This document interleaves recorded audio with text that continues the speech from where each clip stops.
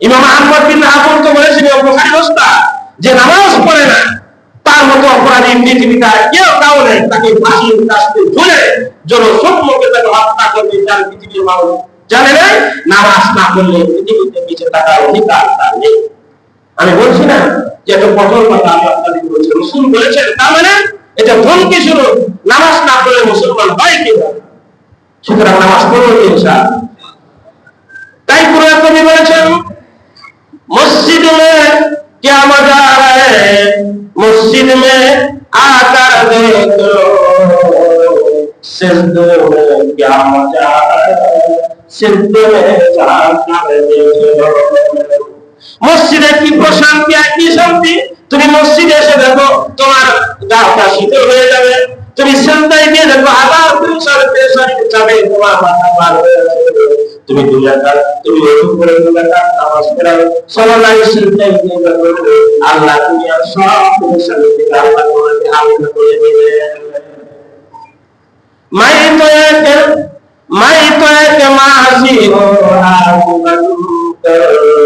मैं तो एक आसी हो मासियत बनकर तौबा कर मेरे रब जाकर। আমি যদি দুনিয়াতে তওবা না করি আল্লাহ আমি নামাজ পড়ে যাই, তুমি আমাকে মাফ করে দাও। আল্লাহ বিরোধে রাখো, তুমি আমাকে মাফ করে দাও। দুনিয়াতে যখন যতক্ষণ পর্যন্ত তওবার নাম করবে ততক্ষণ পর্যন্ত তুমি আদা করি আল্লাহর কাছে মাফ চাই, আল্লাহ তুমি আমার জীবনের সব গুনাহ মাফ করে দেন। কিন্তু যদি আমি কবরের জগতে যাই, আমি যদি হাসরের মাঠে আল্লাহর কাছে হাজার মাফ চাই, আল্লাহ আমি নামাজ পড়ে নামাজ পড়ে দাও, আল্লাহ আমি রোজা রাখি নাই মাফ করে দাও। হাসরের মাঠে হাজার মাফ চাইও আল্লাহ মাফ করবেন না, কারণ মাফের জায়গা হাসরের ময়দান নয়, মাফ চাওয়ার জায়গা হাসরের ময়দান নয়, মাফ চাওয়ার জায়গা দুনিয়ায়। আর মাফ করবেন আল্লাহ, দুনিয়া তো আল্লাহ মাফ করবেন, হাসরের ময়দান আল্লাহ মাফ। আল্লাহর ক্ষেত্রে মাফ করার বৈশিষ্ট্য দুনিয়াতেও আছে আখিরাতেও আছে, কিন্তু মাফ চাওয়ার বৈশিষ্ট্য বান্দার শুধু দুনিয়াতে আছে, আখিরাতে মাফ চাওয়ার বৈশিষ্ট্য বান্দার নয়। কারণ আখিরাতে হাজার মাফ চাইলে আল্লাহ মাফ করবেন না। দুনিয়াতে যদি হাজার গুনাহ করেন সামান্য আল্লাহর তাই আল্লাহ বাবারে দুই হাতটা আঁকড়ে যদি আল্লাহ আমি অপরাধ করেছি মাফ করে দাও, আল্লাহ আমার অপরাধ আসমানে ঠিক করে, আমার অপরাধ জমি ঠিক করে, আমার অপরাধ সমুদ্র ছাড়ার থেকে বেশি আল্লাহ তুমি যত পানি সৃষ্টি করেছো এর থেকে আমার গুনাহ আল্লাহ বলে বান্দা তুই হতাশ হইস না, বান্দা তুই হতাশ হইস না, আমি মহান তোমার সিদ্ধান্ত জীবনের সব গুনাহ আল্লাহ মাফ করে দেব। मायूस न हो अहले जमी अपनी कथा से, मायूस न हो अहले जमी अपनी कथा से, तकदीर बदल जाती है मुल्कों की दुआ से, तकदीर बदल जाती है मुल्कों की दुआ से।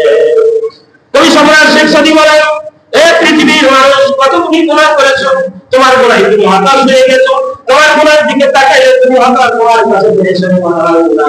না না না, এ জমি বলা তুমি গুনাহ তোমার গুনাহ দিকে তুমি হতাশ হয়ে না, এর থেকে আল্লাহর রহমত এত বড়, তুমি যদি তোমার হাজার গুনাহকে সামনে পেশ করে আল্লাহর কাছে তুমি প্রার্থনা করে বলো আল্লাহ আমি গুনাহ করেছি, পৃথিবীতে কেউ জানে না, আল্লাহ তুমি জানো, আল্লাহ তুমি আমার জীবনের সব গুনাহ আল্লাহ মাফ করে দাও।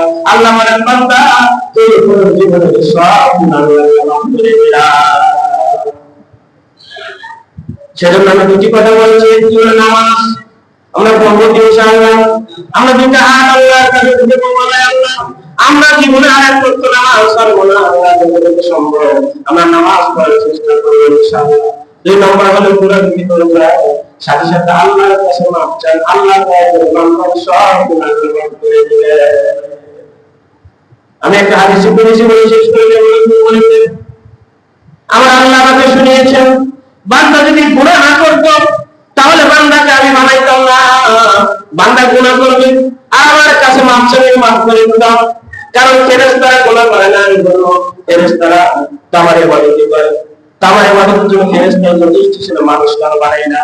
মানুষ এই জন্যই বানাইছি, মানুষ অপরাধ করলে আমার কাছে মাফ চাইবে, অপরাধ করলে আমার কাছে মাপ চাইলে, অনিচ্ছায় অপরাধ করলে মাপ চাইলে, ইচ্ছাও যদি কোনো সময় অপরাধ হয়ে ওঠে তাও আমার কাছে মাপ চাইলে, আমি আল্লাহ তাআলা বান্দার সব গুনাহ মাফ করে দেব।